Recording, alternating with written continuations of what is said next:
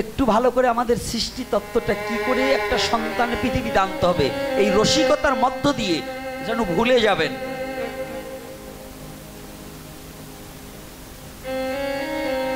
আমরা সন্ধ্যার সময় চায়ের দোকানে যাই, রাত 1টা বাজে, রাত 12টা বাজে, 11টার সময় ঘরে ফিরি, আর পরের মেয়েটা ঘরে বিছানায় একা একা বসে বসে চোখের জলে ভাসে। গর্ভের সন্তান, আমার ঔরজাতক সন্তান গর্ভে নিয়ে ওই নারী কুচিন্তা করে যে আমার প্রতিবোধ হয় চরিত্রভ্রষ্ট হয়ে গেল কিনা। এই ভাবনা চিত্ত নিয়ে সন্তান ধারণ করলে পরে ওই সন্তান পৃথিবীতে আসার পরে ওই দুর্চরিত্র ভাবনাময়ী হয়ে যায়। তাহলে একটা সন্তান আনবার সময় আমার স্ত্রীর সাথে কখনো দুর্ব্যবহার করা যাবে না। তাহলে কি ব্যবহার করতে হবে? সুব্যবহার। সুব্যবহার কোথা থেকে আসবে? ধর্মীয় আচরণ করলে। কি করে? একমাত্র স্ত্রীকে শ্রোতা করে অন্তত প্রতিনিয়ত 1-2 ঘন্টা হরিকথা সাধন করাতে হবে। কি কথা? আগে লক্ষ্মীর পাঁচালী ছিল, নারায়ণের পাঁচালী ছিল, এখন পাঁচালী সব শেষ, এখন মোবাইল পাঁচালীর দেশ। কি? এখন সব পাঁচালী শেষ, এখন মোবাইল পাঁচালীর দেশ। গর্ভে সন্তান আসলে মায়েদের হাতে মোবাইল। কিন্তু শাস্ত্রে বললেন যদি কোনো মা সন্তান সম্ভবা হয় সদা হরি কথা শ্রবণ করিতে হবে, জানিবে নিশ্চয়।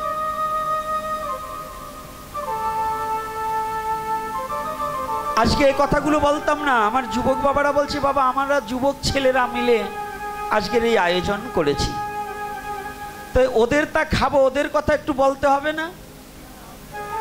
কি ওদের তা খাচ্ছি, যার তা খাবো তাদের কথা একটু বলতে হবে না? আমি তো বাবা তোমাদের কিছু দিয়ে যেতে পারবো না,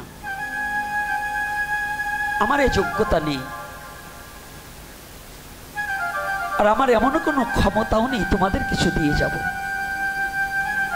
তবে যদি আমার এই ভগবানের কথা বলিতে বলিতে যদি তোমাদের একটু চরিত্র সংসাধন হয়ে যদি একজন ভক্ত তৈরি হয়, যদি আমার সনাতন ধর্মে একজন শুদ্ধ মা বাবা একজন শুদ্ধ সন্তান পৃথিবীতে আনতে পারে, তাহলে আমার জীবন সার্থক হয়ে যাবে, আমার জীবনটা ধন্য হয়ে যাবে। এজন্যই আমি এই কথাগুলো বলছি।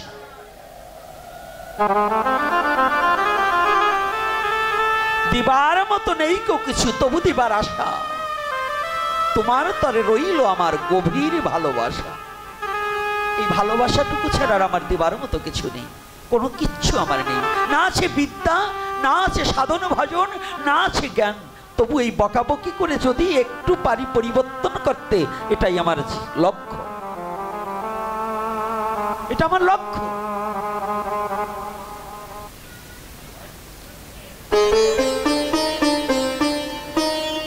এই বাচ্চাগুলো রাস্তায় না পাঠিয়ে ওগুলোর ঠেসে ঠেসে বসানো হোক। রাস্তায় পাঠালে একটা দুর্ঘটনা ঘটতে পারে।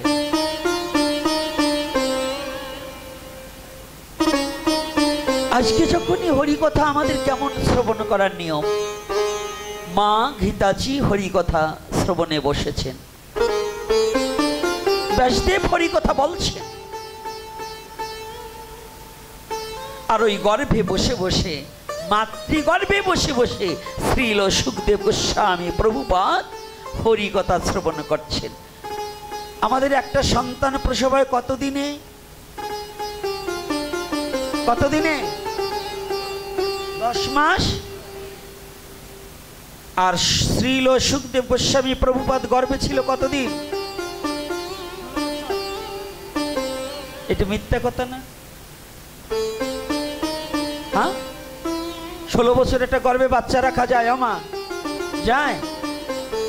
হিসাব থাকে না? 10 মাস ডাক্তারের ডেট দিয়েছে এত তারিখ, 5 দিন ওভার হয়ে গেলেই কয়ে ওরে আগে পেট ফাড়ো, নালি ওটা বাঁচবে না। হবেই তো। নরক যন্ত্রণা ভোগ করতে হবে না? নরক কি মরার পরে করবে ভোগ যন্ত্রণা? এই জগতে থেকেই কোথায় স্বর্গ কোথায় নরক কে বলে তা বহুদূর। এই মানুষের মাঝেই স্বর্গ নরক, মানুষই তো সুর আর অসুর, সবই এই মানুষের মধ্যে। ধর্ম অধর্ম সবই। কে বলছে অঘাসুর বগাসুর মরে গেছে, এখনো বর্তমান ঘুরে বেড়াচ্ছে। কত কৃষ্ণ নিন্দুক আছে, আছে না বাবা? যারা কৃষ্ণ নিন্দাকারী জানিবে ওই অসুরগুলো এসে মরে এ যুগে ওই কৃষ্ণ নিন্দাকারী হয়েছে।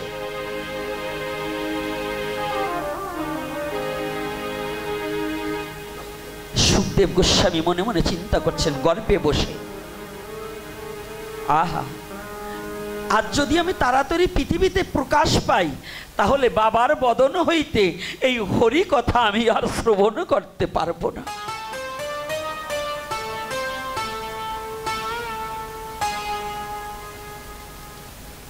একে একে 16টা বছর রলেন, 16 কলা পূর্ণ হয়ে গেলেন। পূর্ণাঙ্গ একটা 16 বছরে, পূর্ণাঙ্গ 16 বছর যখন হয় ওই ছেলের সমস্ত কিছু উদয় হয়ে যায়। কাম কামনা যা বলেন, প্রেম, সব কিছু, জ্ঞান বিবেক বৈরাগ্য, এই 16 বছর ছেলের মধ্যে সমস্ত কিছু উদয় হতে পারে।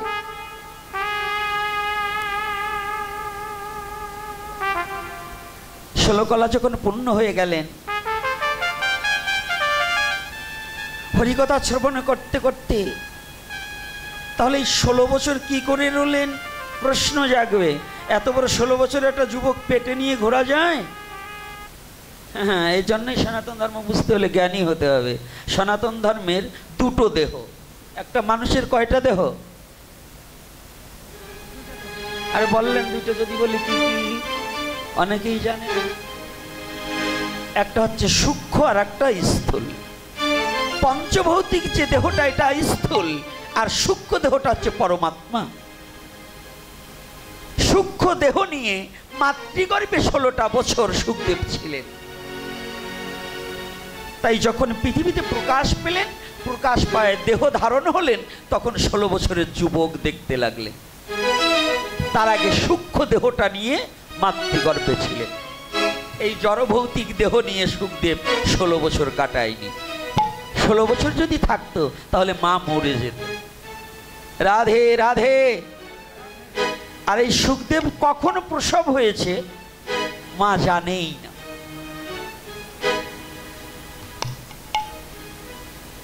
এই শ্রীল সুখদেব গোস্বামী প্রভুপাদ যখনই জন্মগ্রহণ করেছে, মা যখনই তাকিয়ে দেখতে পায়, একই আমি কাকে দেখছি? মা নিজের দিকে তাকিয়ে দেখেন তার গর্ভ নিঃসরণ হয়ে গেছে, গর্ভ নিচু হয়ে গেছে, রক্তপাত হয়েছে। ও, এ তো আমারই সন্তান। একে একে 16টা বছরে ও প্রসব হয়েছে, আমি তো জানি না। কত সুখে প্রসব হয়েছে, ওর নাম রাখলাম আমি সুখ। মিলে গেছে। এই সুখ ছিল পাখি, সুখ ছিল পাখি, আর এদিকে সুখ প্রসব করেছে বিধায় মা তার নাম রাখলেন না, গোস্বামী আগে নয়। আজকাল তো আমরা সবাই নামের পিছনে গোস্বামী লাগানি দিছি। হ্যাঁ, গোস্বামী মানে 13খানা শ্লোক, 15খানা গান, আর একটু ফুটা তিলক কাটিয়ে 8-9 দিন ধরে নিরামিষ খাইয়ে আমরাও গোস্বামী টাইটেল লাগানো দিছি। গোস্বামী এত সহজ নয়। গোস্বামী কে? গো মানে ইন্দ্রিয়, স্বামী মানে শাসনকর্তা, যিনি নিজের ইন্দ্রিয়কে কৃষ্ণমুখী করিয়া শাসন, জ্ঞানের শাসন দ্বারা যিনি ইন্দ্রিয় বিচলিত না করে কৃষ্ণমুখী করতে পারেন, তিনি হচ্ছেন গোস্বামী। কথাটা কি বুঝতে পারছি? রাধে রাধে। আজকাল আমাদের গোস্বামী বংশ আছে, দেশে গোস্বামী বংশে বইয়ে গেছে, আছে কিনা বলুন? বাবা মন্ত্র দিত, এখন ছেলেও মন্ত্র দেওয়া দেশে। বাবা করতো গুরুগিরি, ছেলে করে মাস্টারগিরি, আবার ওই ছেলেই এখন ওই অবসরের পরে খাবে কি করি, এই জন্য আবার ওই বাবার গুরুগিরিও তৈরি রাখে না? একজনে কয়টা চাকরি করতে পারে? কয়টা? একটা। তা উনি গভর্নমেন্টের চাকরি করে, আবার ভগবানের চাকরি করবে কত? এজন্য কোনোদিনও চাকরিজীবী গুরু হতে পারে না। চাকরিকে ত্যাগ করে তৎকালীন সময় ভক্তিবিনোদ ঠাকুর ব্যারিস্টার ছিলেন। একটু শুনুন বৈষ্ণব আচার্যদের কথা। কষ্ট হচ্ছে নাকি? আর একটু সময় আলোচনা করব না? হ্যাঁ, আর একটু সময় আলোচনা করব।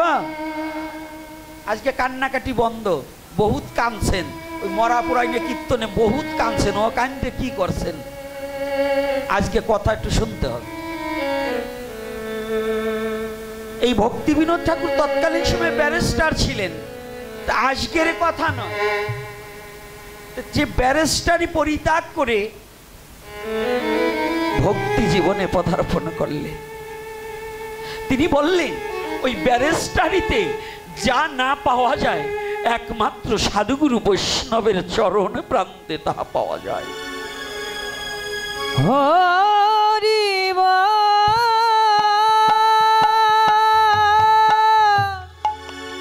হরি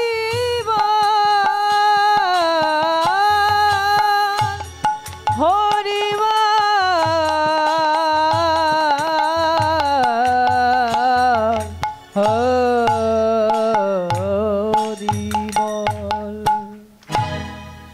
এই ভক্তিবিনোদ ঠাকুর ব্যারিস্টারিকে পরিত্যাগ করে একমাত্র গুরুচরণে আশ্রয় নিয়ে নিজেকে দাসত্ব স্বীকার করিয়ে দিলেন। এজন্য ভগবানের চরিত্রের আগে ভগবানের ভক্তের চরিত্র একটু অবলোকন করতে হয়। ভক্তরা ভগবানকে পাওয়ার নিমিত্তে জীবনে কত ত্যাগ করেছে, তুমিও সেই মহাজনদের সেই পথ অনুসরণ করে নিজেকে উৎসর্গ করে দাও গুরু গোবিন্দের চরণে। তা না হলে কোটি জন্মেও তুমি ভগবত প্রেম উপলব্ধি করিতে পারিবে না। খালি মন্ত্র দেওয়া গুরু হবার পারবে, লাস্টে জিরো, ফলাফল জিরো হয়ে যাবে। এই জন্য আগে এগুলো বুঝতে হবে। শ্রীল সুখদেব গোস্বামী প্রভুপাদ যিনি ছিলেন, যখনই মাকে বললেন, মা আমাকে কুশাকুশি দাও, আমাকে কৌমণ্ডল দাও, আমাকে কুশাসন দাও।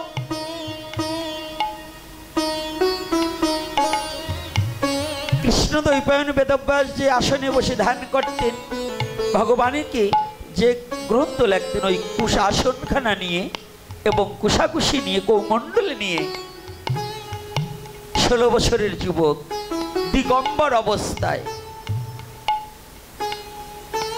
ছুটে চলেছে। মা ডাকছি, সুখদেব, সুখদেব। ফিরে তাকাচ্ছে। মা গীতাজি দৌড়ে গিয়ে ব্যাসদেবকে বলছে, ঠাকুর, ঠাকুর একটিবার চলে আসো, দেখো, ছুটে আসো। কেন? তাকিয়ে দেখো।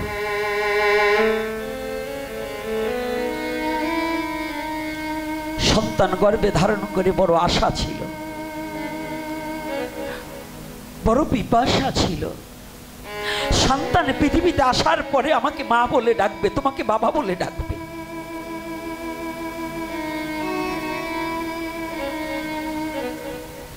আমাকে মা বলেও ডাকলো না। আমার নারী জন্ম সবচেয়ে ধন্য হয় তখন, যদি কোনো নারীর জন্ম ধন্য হয় যদি সন্তান মা বলে ডাকে, সমস্ত প্রসব বেদনাও ভুলে যায়, শুধু সন্তানের কান্নার আওয়াজ পেয়ে।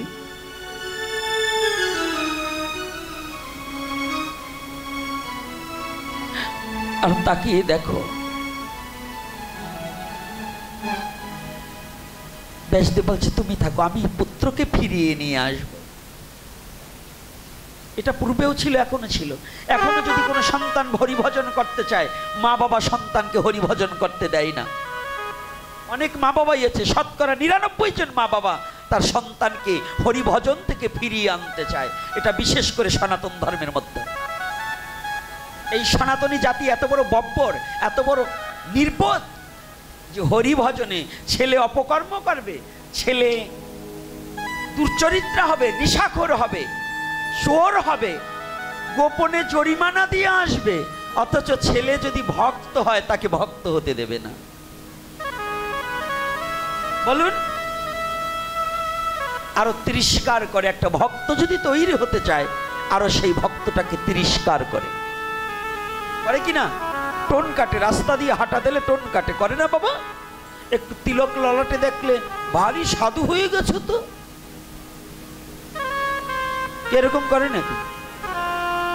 একটু ধুতি পরা দেখলে একটা ছেলে, হ্যাঁ আরে তুই কেমন, এই হলি কবে রে?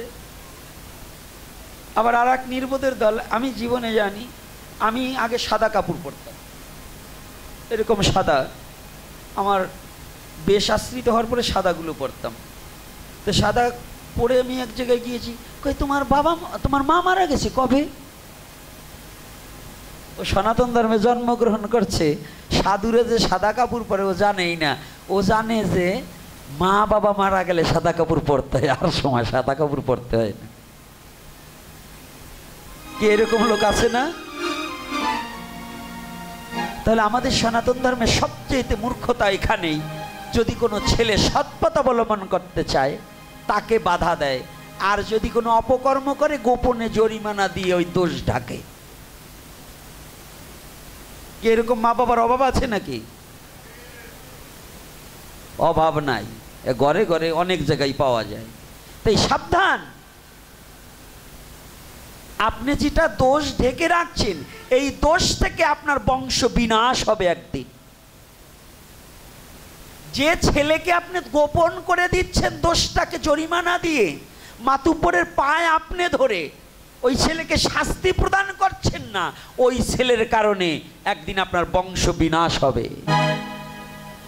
আর ওই ছেলেকে যদি শাসন করে সৎ পথ অবলম্বন করাতে পারেন, আপনার বংশ একদিন উন্নত হয়ে যাবে। আপনার ওই পুত্রের দ্বারা আপনাকে সবাই সম্মান করবে। রাধে রাধে। এই জন্য সনাতন ধর্মে বলেছেন, সৎপুত্র কুলের ভূষণ। সৎপুত্র কি ভূষণ মানে কি? অলংকার। একটা অলংকার পরলে যেমন একজনকে সুন্দর বৃদ্ধি করে, যদি কোনো বংশে একটা ভক্ত ছেলে জন্ম হয়, সেই বংশ অলংকৃত করে। রাধে রাধে। হরি বল হরি বল। কি কথাগুলো কি শ্রবণ করতে একটু কষ্ট হচ্ছে? মেনে নিতে কষ্ট হচ্ছে নাকি? আর হলেও কিছু করবার নাই, মেশিন যখন স্টার্ট হয়েছে চলবেই তো। রাধে রাধে। আজকে দেখুন, কেবল ভাগবতের প্রবেশিকায়, তাহলে ভাগবতে আরো কত কিছু রয়ে গেছে। শুধু ভাগবতের প্রবেশিকায় সুখদেব গোস্বামীর ওইটুকু বর্ণনায় যদি এত কিছু পাওয়া যায়, তাহলে ভাগবতে আরো কত কি আছে, আছে কি না? এটা আমার কোটি জন্মে এটাকে উপলব্ধি করা সম্ভব হবে? হবে না। তাহলে সনাতন ধর্মের গ্রন্থ খালি পড়লে হবে না, ওটাকে হৃদয় দিয়ে ধারণ করে নিতে হবে, তবে যদি কিছু পাও, না হলে জন্ম যাবে ফাও। এইবার ব্যাসদেব কি বলছে, অমায়েরা, আমাদের ছেলে যদি কোনো ছোট বাচ্চারা যদি অন্যায় করে না, ছেলেকে মারে, আর মায়েরা বলে শুয়োরের বাচ্চা, পাঠার বাচ্চা, বলে না? কি বলে কি না? কথা বলেন না কেন? আমি, আপনারা জানেন নাকি ওরা বলে কিনা তাই বলতে, এরকম বকা দেয় কিনা? তাহলে স্বামীকে কি বলল? আমি বলছি না আপনারা বলছেন? আচ্ছা, যদি এটা বলেন, তাহলে স্বামীর প্রতি টান যেমনি সন্তান সন্ততি পায় তেমনি, তাহলে আপনি স্বামীকে কি বলে বকা দিলেন? ওই স্বামীর দ্বারা যদি আপনার গর্ভে সন্তান আসে, স্বামীকে যদি পাঠা বলেন, শুয়োর বলেন, তাহলে ওই শুয়োর কিংবা ওই পাঠার দ্বারা, ওই জানোয়ারের দ্বারা আপনার গর্ভে যে বাচ্চাটা আসবে, কিসের বাচ্চা হবে? মানুষের না? হ্যাঁ, সাহেবের বাচ্চা হবে। ওই যে বলছে সাহেবের বাচ্চা হবে না। এই জন্যই যতদিন পর্যন্ত আপনি নিজের ধর্মকে ধারণ না করতে পারবেন, আপনার গর্ভে কোনো ভালো সন্তান আসবে না। তাহলে আমার ধর্মটা কি? আমার সনাতন ধর্মে শিখায় একটা স্বামী তার স্ত্রীকে কতটুকু ভালোবাসতে হবে। আমার ধর্মে শিক্ষাদান একটা নারী তার স্বামীর প্রতি কতটা শ্রদ্ধাবান থাকতে হবে। আমার ধর্মে শিক্ষাদান একটা সন্তান তার পিতামাতার প্রতি কতটুকু কর্তব্যপরায়ণতা হতে হবে। আমার ধর্মে শিক্ষাদান একটা ভাই হয়ে ছোট ভাই বড় ভাইয়ের প্রতি কতটুকু কর্তব্যপরায়ণতা হতে হবে। আমার ধর্মে শিক্ষাদান একজন বড় ভাই ছোট ভাইয়ের প্রতি কতটুকু কর্তব্যপরায়ণতা হতে হবে। আমার স্বধর্মে শিক্ষাদান একজন বন্ধু আর একজন বন্ধুকে কতটা ভালোবাসতে হবে। আমার ধর্মে শিক্ষাদান প্রতিবেশীর সাথে কেমন আচরণ করতে হবে। এটার নাম আমার সনাতন ধর্ম। আমি চ্যালেঞ্জ করে বলতে পারি, আমার সনাতন যাহা দিয়েছে পৃথিবীর কেউ তাহা দিতে পারবে না। শুধু বুঝতে হবে, আমার সনাতন যাহা দিয়েছে পৃথিবীর কেউ আপনাকে তাহা দিতে পারবে না।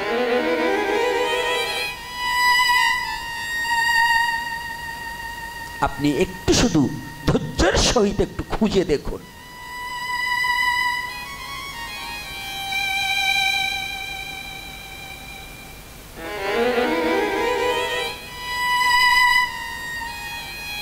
ব্যাসদেব ডাকছে, সুখদেব, সুখদেব বাবা, সবে মাত্র পৃথিবীতে আসলি আর তুই আমাকে ভুলে গেলি বাবা, আমাকে একবার বাবা বলে ডাকলি না। অনেক ডাকার পরে সুখদেব একটু দাঁড়ালে, দাঁড়িয়ে ফিরে তাকালে। এই যে যারা বলেন না মা বাবার ভজন না করলে কোনো কিছু হয় না, এটা মায়াবাদী কথা। এগুলো হচ্ছে মায়াবাদী কথা। হ্যাঁ, মা বাবাকে ত্যাগ করলে পাপ হয়, আবার মা বাবাকে ত্যাগ না করলেও পাপ হয়। আজকে দুটো কথা বলে যাব। যদি কোনো ভক্ত মা বাবা না হয়, ছেলে ভক্ত হয়েছে, বাবা তাস খেলে, ওর মতো বাবাকে পরিত্যাগ করতে হবে। ছেলে ভক্ত কিন্তু বাবা তাসখোর মাতাল, ভক্ত যদি না হয় তাকে পুত্রের প্রয়োজন, পুত্র পিতাকে অনুরোধ করবে বাবা এই পথ থেকে ফিরে আসো। যদি তাতে ফিরে না আসে, বাবা মাকে ত্যাগ করে ছেলে হরি ভজনের দিকে চলে যাবে, তাতে বিন্দু মাত্র পাপ হবে না। কারণ ওর সঙ্গে যেই সঙ্গ লয় জীব সেই সঙ্গ পায়, সঙ্গগুলে ভালো মন্দ জানিবে নিশ্চয়। ওই তাসখোর মাতাল নিশাখোর বাবার সঙ্গ নিতে নিতে সন্তানও কেন একদিন নিশাখোর হয়ে যেতে পারে। তাই যদি সচেতন সন্তান হয়, ওই মা বাবাকে ত্যাগ করে চলে যেতে হবে। কি কষ্ট হচ্ছে নাকি এ কথায়? কয়েকজন ভাবতেছে আগামী দিন আর আসবো না, যদি আমাকে ছেলে চলিয়ে যায়।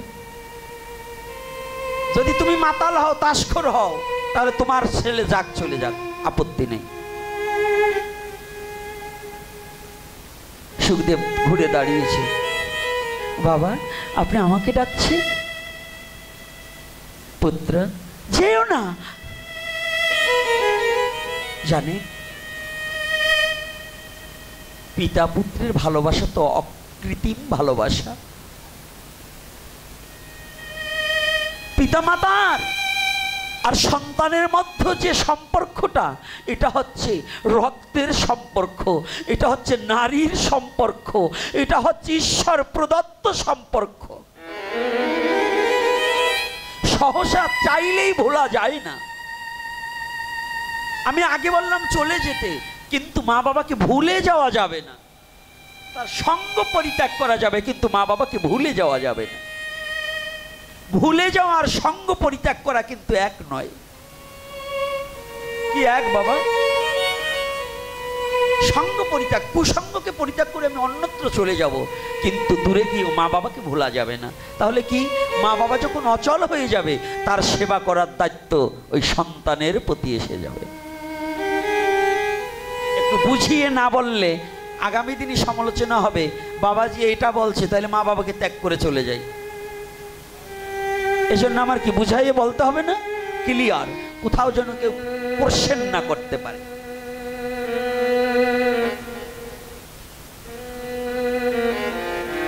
মা বাবাকে ভুলে যাওয়া যাবে না। তাই ব্যাসদেব এমন কাতর কণ্ঠে ডাকছে, বাবা তুই একটু ফিরে চল।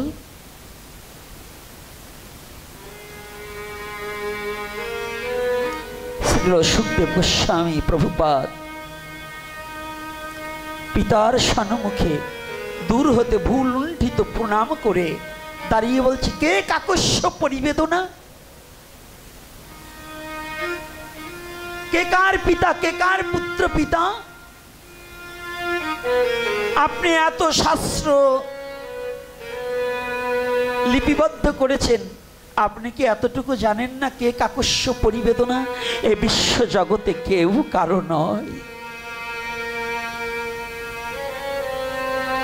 পিতা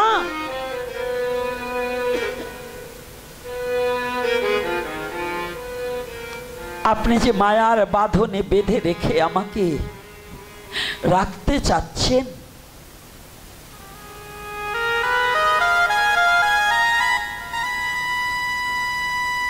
আমাকে যে গোবিন্দ ভজন হতে বিস্মৃতি জাগাবার জন্য মায়ার বাঁধনে আমাকে বেঁধে রাখতে চাচ্ছেন, ও পিতা আপনি কি একটিবার ভেবে দেখেছেন জীবনে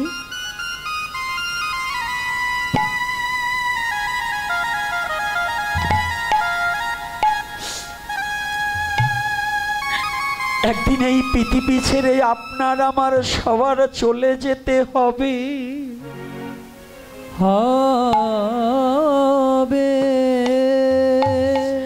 সেদিন কোথায় পুত্র পরিজন, কোথায় আত্মীয় স্বজন, আত্মীয় স্বজন সবাই সেদিন দূরে দাঁড়িয়ে শুধু বিলাপ করে কাঁদবে, কাঁদবে।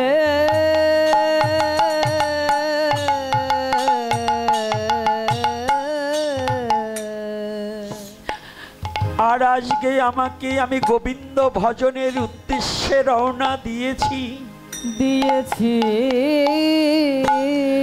আপনি পিছনে থেকে আর আমাকে ডাকিবেন না, ডাকবেন না। বাবা জানেন,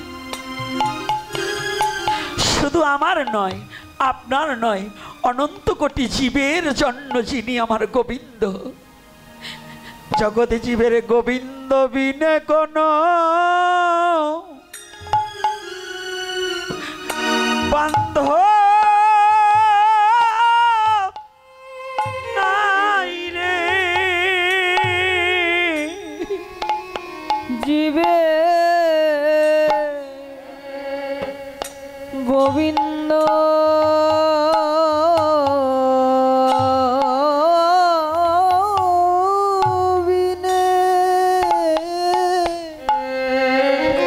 বান্ধব নাই রে, কোনো বান্ধব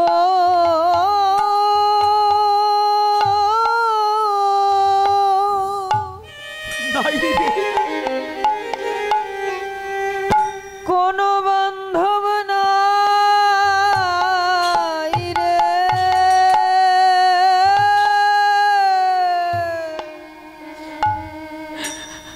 ওরে যেদিন একা একা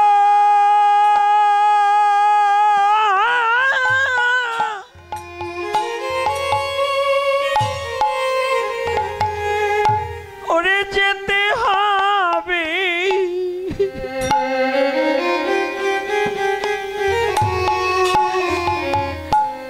সেদিন এই গোবিন্দ বিনে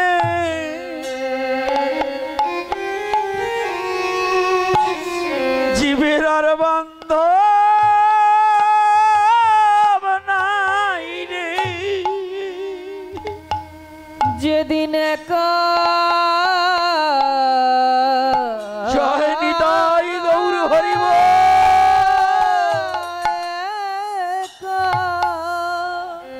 করে যেতে হবে। একা একা যেতে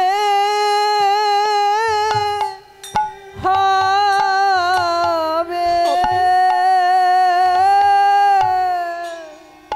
সেদিন গোবিন্দ জীবের গোবিন্দ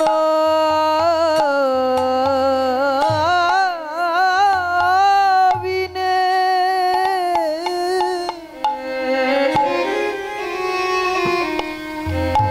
বান্ধব নাই রে।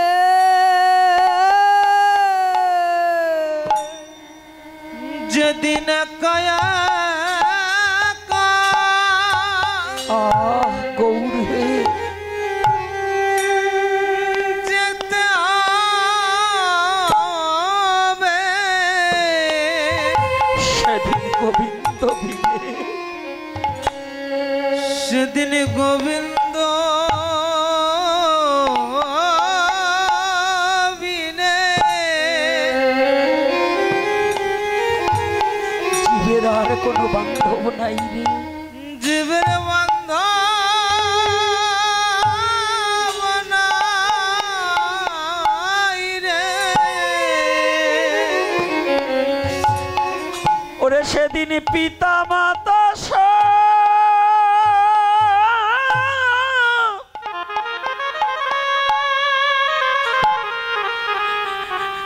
ওরে দাঁড়িয়ে রবে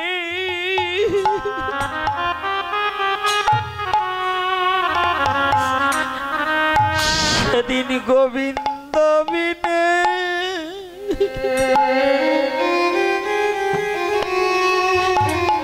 আর কোন বান্ধব নাই রে।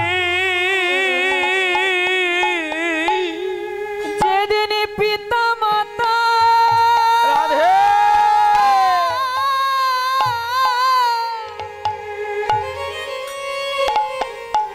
সবে দাঁড়ায়ে রবে।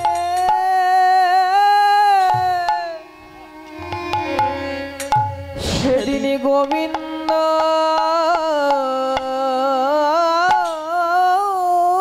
বিনে গৌর হে কোন বান্ধব নাই রে। জীবের বান্ধব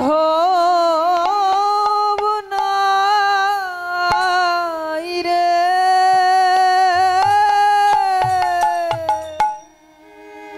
যেদিন পিতা মাতা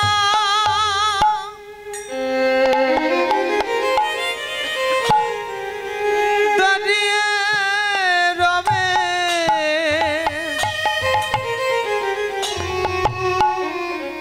সেদিন গোবিন্দ বিনে জীবের আর বান্ধব নাই রে। জীবের বান্ধব নাই রে। কে কাকস্য পরিবেদনা এই জগতে কেউ কারো না, একমাত্র গোবিন্দ ভিন্ন কেউ কারে আপন জন নয় পিতা।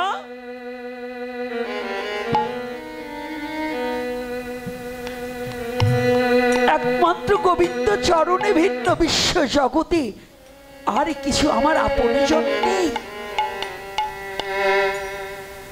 আপনি আমাকে আশীর্বাদ করে দিন। আপনি আমাকে আশীর্বাদ করে দিন। করে দে আমি যেন আপনার আশীর্বাদ নিয়ে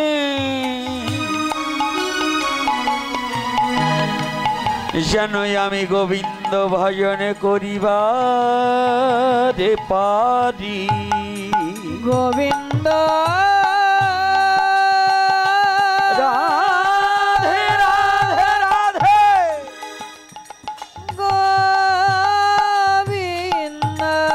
ভজন করিতে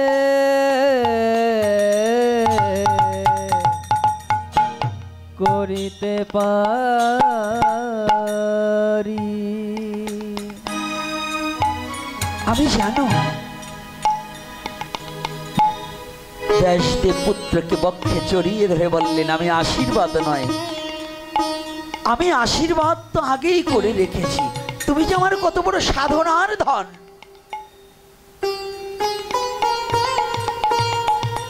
এটা একমাত্র আমি জানি, আর অন্য কেউ জানে না। তোমার জন্য কত কেঁদেছি।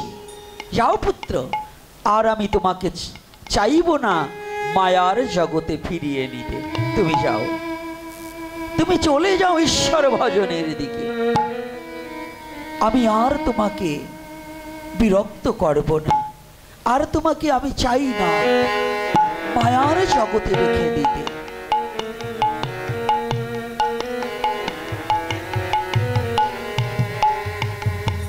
প্রতিটা নর নারী যদি ভাগবত কথা মানে, তাদের চরিত্র নষ্ট হবে না কোনো দিনে।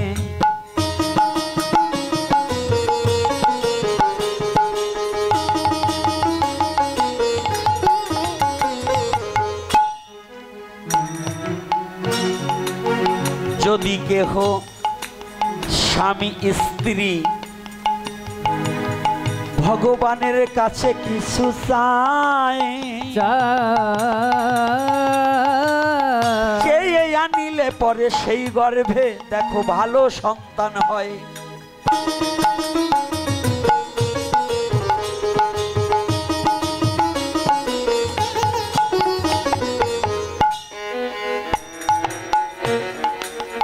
তাই সন্তান আনার আগে কিন্তু দীক্ষার প্রয়োজন।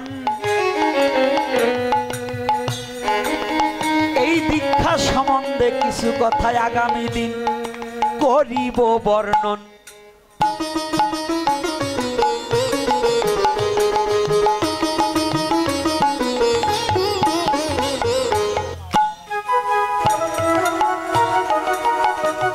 তাই শাস্ত্র জেনে নিয়ম মেনে কৃষিকার্য করা যে উচিত। শাস্ত্র ধর্ম না মানিলে হিতে হবে বিপরীত।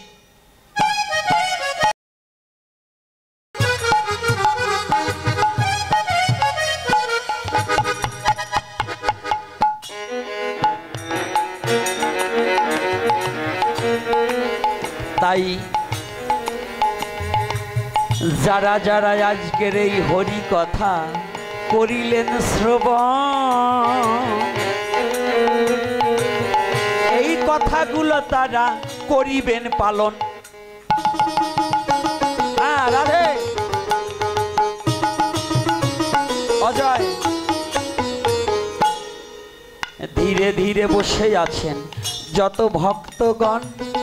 এইবার কিছু কথাই আমি করিব বর্ণন।